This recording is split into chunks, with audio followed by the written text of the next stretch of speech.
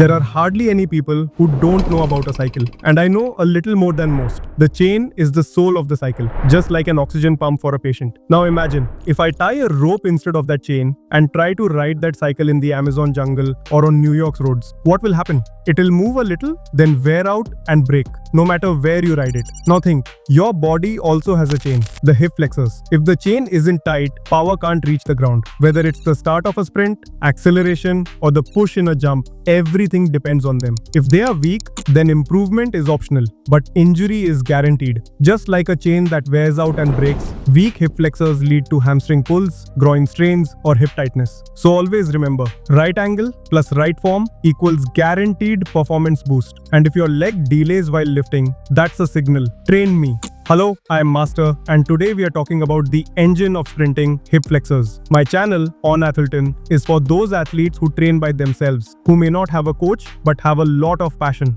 I am growing just like you, and I want you to reach your goals too. So let's sprint together on the track of knowledge. Hit subscribe so this journey becomes ours.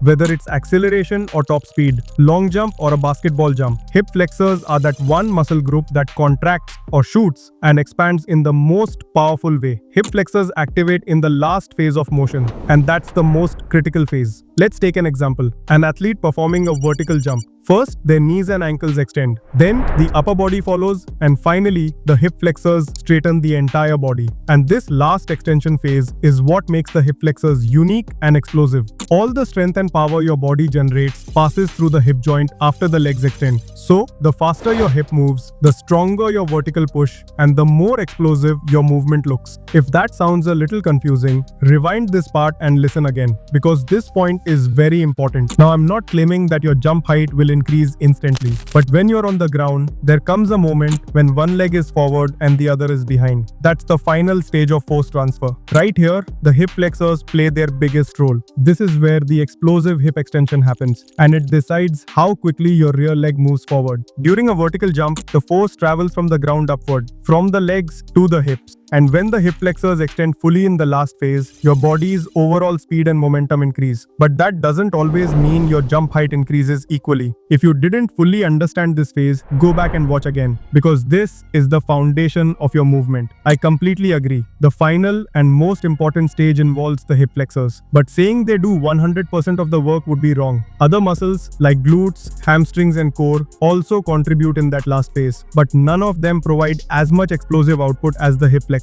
I don't want to make things too complex, so let's keep it simple. Focus only on the muscle that finishes the acceleration phase. That's your hip flexor. I hope by now you've got a clear overview of everything. Now we'll go a bit deeper, but before that, one important thing. If your foot strike isn't correct, meaning you can't hit the ground effectively, then forget about using your hip flexors properly. In one of my videos, I've already explained foot strike and ground reaction force through a scientific and physics-based approach. I also shared Usain Bolt's coach Glenn Mills's formula, how he works with angles and timing, and what his psychology of force application is. So after watching this video, make sure to check that one out. You'll find the link in the description. Now let's get back to our main topic, how to train hip flexors according to your event so that results come faster, performance stays long term, and injury risk becomes zero. Every athlete's event has its own angle and body position. For example, I'll take sprinting, and I always say, training should always be event specific, meaning you have to target that phase which is your weakest link in performance. In sprinting, the most critical part is the acceleration phase, when you explode out of the starting blocks. The first 3 steps are the most crucial,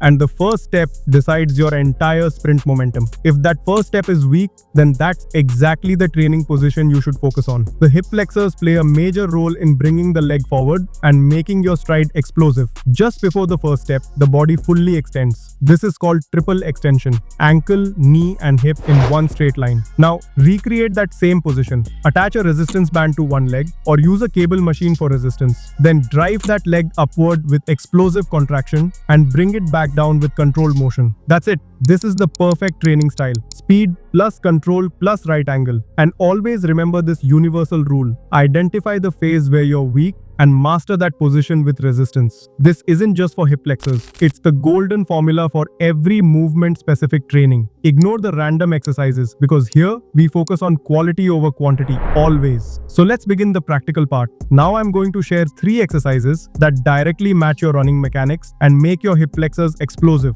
1. Resistance band knee drive. Attach a band around your ankle and tie the other end to a strong support. Now get into your sprint stance. Drive one leg forward explosively, then bring it back with control. This drill improves both acceleration and hip flexor activation. 2. Single leg step up with drive. Take a bench or box, step up with one leg, and drive the other knee explosively upward. Then come down with control. This improves ground force transfer and timing, especially useful for sprinting and long jump. 3. Sprint specific march A drill. Do a high knee march with precision. Keep your foot strike and knee lift perfect. This develops neuromuscular coordination and builds your real sprint rhythm. Just pick 2 to 3 exercises that match your event and week phase. Practice them consistently and you'll feel the difference, not just in strength, but in acceleration and control too. If you felt that this video gave you clarity about hip flexors and their role in training, then make sure to hit the like button. That one click helps me spread this knowledge to more athletes like you. And if you want me to cover recovery and injury prevention in the next video, then drop a comment saying next phase. And if you're new here, don't forget to subscribe. Train smart, stay consistent, and sprint your way to your goals.